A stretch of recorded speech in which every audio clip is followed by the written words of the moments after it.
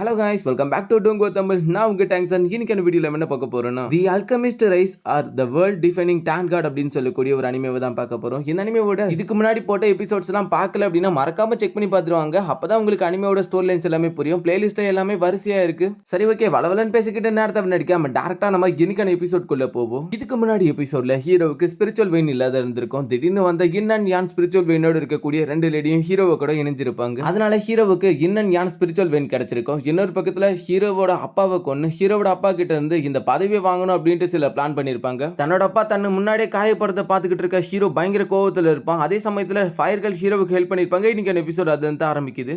எபிசோட ஆரம்பத்தில் அரேனா ஃபுல்லா நெருப்பால எரிஞ்சுக்கிட்டு இருக்க, என்ன நடந்துகிட்டு இருக்கு அப்படின்ட்டு எல்லாரும் பேசிக்கிட்டு இருக்கும்போது அந்த இடத்துக்குள்ள அந்த ஹீஹானும் என்ன நடந்துகிட்டு இருக்கு, எப்படி இவனோட பவர் திடீர்னு இப்படி அதிகரிச்சிச்சு அப்படின்னு நம்ம சொல்லிக்கிட்டு இருக்க ஹீரோவை காமிக்கிறாங்க. பயங்கரமா தன்னோட எனர்ஜிஸை ரிலீஸ் பண்ணிக்கிட்டு நின்னுக்கிட்டு இருக்கான். லுக்கும் ஆட்டிடியூடும் சரி கொஞ்சம் கூட குறையில்லாம இருக்க. தன்னோட கண்களை திறக்க சுத்தி ஃபிளேம்ஸ் பயங்கரமா ரிலீஸ் ஆகிட்டு இருக்கு. அவனோட ஐஸ் ஒட்டு மொத்தமா அந்த இடத்துக்குள்ள இருந்து வெடிச்சு சதறிக்கிட்டு இருக்கு. இதை பார்த்துக்கிட்டு இருக்க ஜியான்சியானுக்கு சந்தோஷம். ஆனா ஜியான்சியானோட அப்பா இருக்காரு, அவரு எப்படி இதுக்கு சாத்தியம் அப்படின்ற மாதிரி அந்த இடத்துக்குள்ள மனசுக்குள்ள யோசிச்சுக்கிட்டு இருக்காரு. ஹீரோ ஒரு பக்கம் அந்த இடத்துக்குள்ள முன்னோக்கி நடந்து போய்கிட்டே இருக்க. இன்னொரு பக்கத்துல அந்த இடத்துக்குள்ள அந்த ஹீயான தான் காமிக்கிறாங்க. அவன் பயங்கரமா நான் டென்ஷன் ஆகிட்டு இருக்கான். இவனோட ஆரா எப்பற திடீர்னு இப்படி அதிகரிச்சிச்சு, இவனை விட்டு வைக்க கூடாது, இவனை கண்டிப்பா கொன்னே ஆகணும், இல்லனா இவன் கண்டிப்பா ஃபியூச்சர்ல நமக்கு ஒரு மிகப்பெரிய எதிரியா மாறி நிப்பான் அப்படின்னு மாதிரி சொல்லிக்கிட்டு இருக்க. ஹீரோ முன்னோக்கி திரும்ப திரும்ப வர அவனால அந்த இடத்துக்குள்ள அந்த எனர்ஜியை கண்ட்ரோல் பண்ண முடியல. தன்னோட ஐஸ் எனர்ஜிஸை பயன்படுத்த ஆரம்பிக்கிறான். அந்த இடத்துக்குள்ள வந்து பயங்கரமான ஐஸ் நீடல்ஸ்லாம் திரும்பிய மேல இருந்துகிட்டு இருக்க. ஹீரோ அந்த இடத்துக்குள்ள எதையுமே பண்ணாம மூவ் மட்டும் தான் பண்ணிக்கிட்டு இருக்கான். அவன் பண்ணக்கூடிய ஐஸ் அட்டாக்ஸ் எல்லாமே ஹீரோ கிட்ட கூட நெருங்கல. ஹீஹானு விட்டு கொடுக்காம தன்னோட ஒட்டுமொத்த ஐஸ் எனர்ஜிஸும் பயன்படுத்திக்கிட்டு அந்த இடத்துக்குள்ள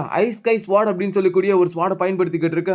ஐஸோட உருவத்துல வரக்கூடிய மிகப்பெரிய ஸ்வாட், அந்த பெரிய ஸ்வாடை கண்ட்ரோல் பண்ண இதை பார்த்துக்கிட்டு இருக்க மக்கள் எல்லாரும் வாயை பொழந்துக்கிட்டு இருக்காங்க. என்ன இவ்வளவு சக்தி வாய்ந்த ஸ்வாடா அப்படின்ட்டு ஹீரோ மேல அதை அட்டாக் பண்ணிக்கிட்டு இருக்க. ஹீரோ அவனோட ஹேண்டை கூட பயன்படுத்தாம அதை தடுத்து நிறுத்திக்கிட்டு இருக்கான். அடுத்த நிமிஷமே அதுவும் வெடிச்சு சதறிக்கிட்டு இருக்கு. ஹீயானும் இன்னொரு பக்கம் அந்த இடத்துக்குள்ள இருந்து பறந்து போய் கீழே விழுந்துகிட்டு இருக்க. ஹீரோ அந்த இடத்துக்குள்ள திரும்பியும் முன்னோக்கி நடந்து வந்துகிட்டு இருக்கான். அந்த ஹீயானுக்கு என்ன பண்றதுனே புரியல. திரும்பி எதிர்க்கிறான். தன்னோட எனர்ஜிஸை பயன்படுத்த ஆரம்பிக்கிறான். பயங்கரமான டொர்னேடோஸ் உருவாக்க ஆரம்பிக்கிறான். அந்த இடத்துக்குள்ள இருந்து பிரம்மாண்ட உருவத்துல 3 டொர்னேடோஸ் உருவாக்க ஆரம்பிக்குது. அது மூணுமே ஹீரோவை கவர் பண்றதுக்காக வந்துகிட்டு இருக்க. முன்னாடி வரைக்கும் ஹீரோ அந்த இடத்துக்குள்ள அதை பார்த்து பயப்படவே இல்லை. அவன் மூணுத்தையும் முன்னாடி அனுப்பி விட்டாலும் ஹீரோ அசால்ட்டா அதுக்கு முன்னாடி போயிட்டு தன்னோட கையில கொஞ்சோண்டு ஃப்ளேம் எனர்ஜி கேதர் பண்ண ஆரம்பிக்கிறான். அதை அந்த இடத்துக்குள்ள இருந்து அந்த டொர்னேடோ கிட்ட அனுப்ப டொர்னேடோ ஹீரோவோட கண்ட்ரோலுக்கு மாறிடுது. ஐஸ் டொர்னேடோவை ஃப்ளேம் டொர்னேடோவை மாத்தி ஹீரோ அவன் மேல அட்டாக் பண்ணிக்கிட்டு இருக்க.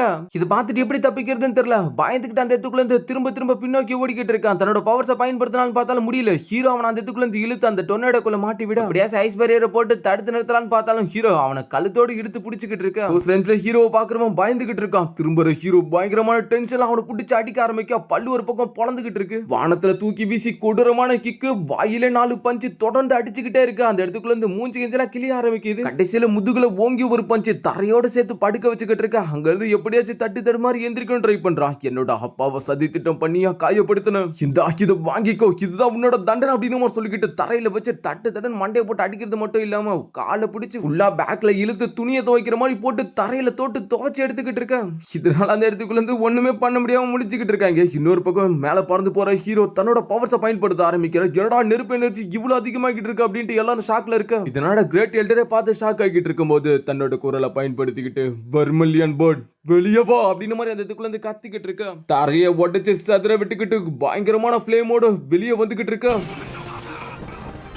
வர்மிலியன் பேர்டோட ஃபயர் எனர்ஜியை பயன்படுத்திக்கிட்டு கொடூரமான முறையில் ஒரு பெரிய டொர்னேடோவை உருவாக்கி அதுக்குள்ள அவனை போட்டுக்கிட்டு காட்டு மரடித்தனமா அட்டாக் பண்ணிக்கிட்டு இருக்கான். இதனால அந்த இடத்துக்குள்ள உள்ளுக்குள்ளார இருக்கவன் பயங்கரமா துடிச்சுக்கிட்டு இருக்கான். ஏன்னா நீடில்ஸ் மாதிரி ஃபிளேம் எனர்ஜி அவனோட உடம்புக்குள்ள குத்திக்கிட்டு இருக்கு. வெளியே இருக்கிற ஹீரோ தன்னோட ஃபீனிக்ஸ் போர்டு அனுப்பிக்கிட்டு இருக்கான். ஃபீனிக்ஸ் போர்டு அந்த இடத்துக்குள்ள இருந்து ஆகாயத்தை நோக்கி பறக்க ஆரம்பிக்குது. என்ன நடந்துகிட்டு இருக்கு அப்படின்ட்டு திணறிக்கிட்டு பார்த்துக்கிட்டு இருக்கும்போது மேல போகக்கூடிய அந்த வர்மிலியன் பேர்ட் தன்னோட ஒட்டுமொத்த எனர்ஜியை அவனோட உடம்புக்குள்ள செலுத்த ஆரம்பிக்க. அந்த பயங்கரமான அட்டாக் அந்த ஒட்டுமொத்த அரேனாவும் வெடிச்சு சதறிக்கிட்டு அந்த இடமே நொறுங்கி போய்கிட்டு இருக்க. கல்களா பறந்துகிட்டு இருக்க. எல்டரும் இது சரியில்லை அப்படின்னு சொல்லிக்கிட்டு தடுத்து நிறுத்திக்கிட்டு இருக்க. இன்னும் சில கற்கள் மக்கள் மேல விழ போகுது. ஜியான் தன்னோட பவர்ஸை பயன்படுத்திக்கிட்டு மக்கள் மேல கற்கள் விழாம பாதுகாத்துக்கிட்டு இருக்க. இன்னொரு பக்கம் ஜியானுக்கு பயங்கரமான சந்தோஷம். ஹீரோவும் தரையில இறங்கி வந்துட்டு இருக்கான். ஒரு பயங்கர நிம்மதியோட ஹீரோ தரையில இறங்கி நின்னுக்கிட்டு அந்த இடத்துக்குள்ள முன்னாடி காயமடைஞ்சவனை தான் பாத்துக்கிட்டு இருக்கான்.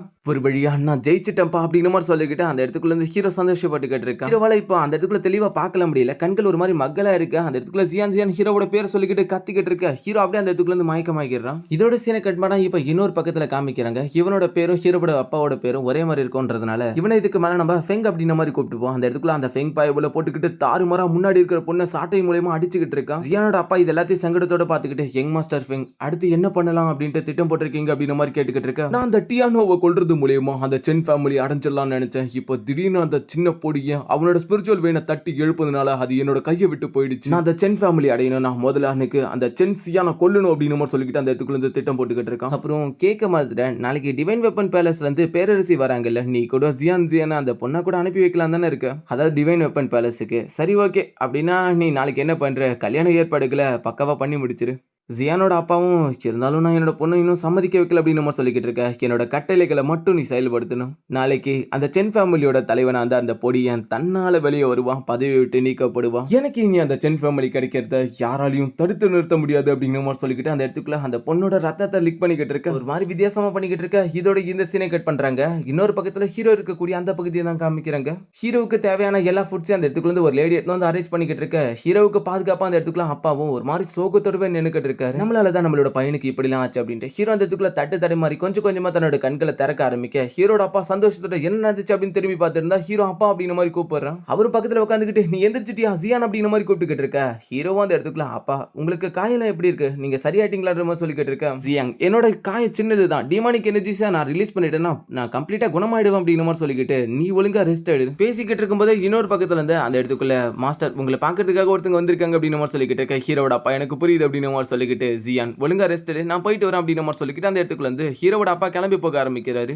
ஹீரோவும் கொஞ்ச நேரத்துக்கு அப்புறம் ரெஸ்ட் எடுத்துட்டு எந்திரிக்க ஆரம்பிக்கிறான். எந்திரிச்சு வந்து அந்த இடத்துக்குள்ள இருக்கக்கூடிய சாப்பாட்டெல்லாம் கொஞ்சமா எடுத்து சாப்பிட ஆரம்பிக்கிறான். ஒயிட் மட்டும் தான் அந்த இடத்துக்குள்ள அமைதியா நின்னுக்கிட்டு இருக்காங்க. ஒயிட் கிட்ட ஹீரோவும், என்னாச்சு நீங்க மட்டும் தனியா நின்னுக்கிட்டு இருக்கீங்க, நானும் எந்திரிச்சில இருந்து பாத்துக்கிட்டு இருக்கேன், ஃபயர் கேர்ள் ஆளையே காணுமே அப்படின்னு மாதிரி அந்த இடத்துக்குள்ள சொல்லிக்கிட்டு இருக்க. ஒயிட்டும் சொல்லிக்கிட்டு இருக்காங்க, ஃபயர் கேர்ளா, அவ உனக்காக தன்னோட எனர்ஜிஸை ஒட்டு மொத்தமா கொடுத்துட்டான். ஆமா அப்படிங்கிற மாதிரி அந்த இடத்துக்குள்ள சொல்லிக்கிட்டு இருக்க. ஹீரோவுக்கு புரியலாம், அந்த இடத்துக்குள்ள அமைதியா யோசிச்சுக்கிட்டு இருக்கான். ஒயிட் அந்த இடத்துக்குள்ள இருந்து ஹீரோவுக்கு பக்கத்துல வந்துட்டு, இதுக்கு முன்னாடி நீ ஃபைட் பண்ணும்போது திடீர்னு உனக்குள்ள ஒரு ஃபெமிலியரான எனர்ஜி, ஒரு பயங்கரமான எனர்ஜியை ஃபீல் பண்ணிருப்பல்ல.